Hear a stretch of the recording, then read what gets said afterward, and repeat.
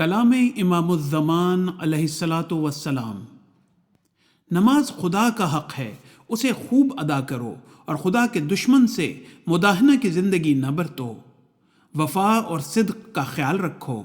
اگر سارا گھر غارت ہوتا ہو تو ہونے دو، مگر نماز کو ترک مت کرو۔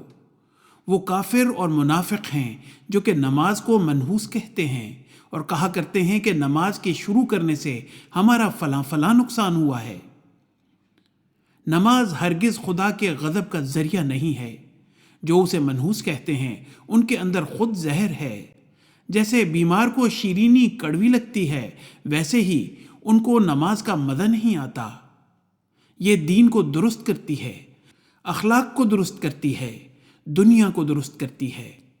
نماز کا مزہ دنیا کے ہر ایک مزے پر غالب ہے۔ لذات جسمانی کے لیے ہزاروں خرچ ہوتے ہیں اور پھر ان کا نتیجہ بیماریاں ہوتی ہیں، اور یہ مفت کا بہشت ہے جو اسے ملتا ہے۔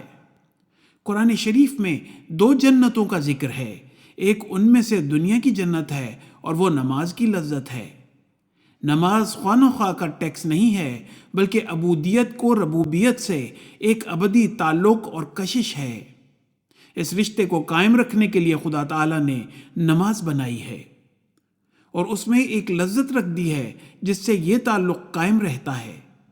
جیسے لڑکے اور لڑکی کی جب شادی ہوتی ہے، اگر ان کے ملاپ میں ایک لذت نہ ہو تو فساد ہوتا ہے، ایسے ہی اگر نماز میں لذت نہ ہو تو وہ رشتہ ٹوٹ جاتا ہے۔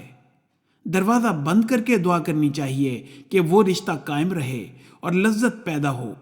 جو تعلق عبودیت کا ربوبیت سے ہے وہ بہت گہرا اور انوار سے پر ہے، جس کی تفصیل نہیں ہو سکتی۔ جب تک وہ نہیں ہے تب تک انسان بہائم ہے۔